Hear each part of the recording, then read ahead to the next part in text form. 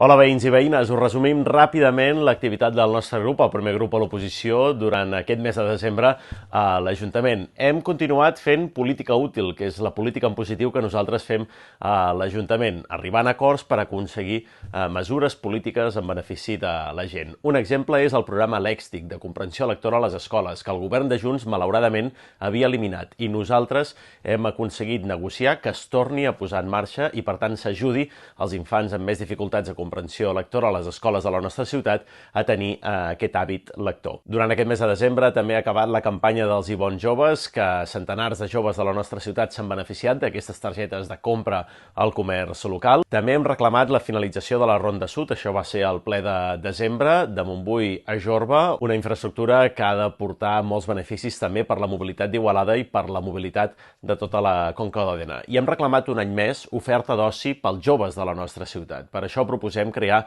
un saló jove que acompanyi totes les activitats del Saló de la Infància i que durant tot l'any també hi hagi activitats pels joves de la nostra ciutat que en aquests moments tenen una manca d'oferta d'oci a Igualada. D'altra banda, ha estat un mes marcat pel Nadal. Hem estat a peu de carrer amb molts veïns i veïnes als diferents barris de la nostra ciutat participant a les festes de Nadal del barri de Montserrat, del Poble Sec, del Sant Crist i de Fàtima.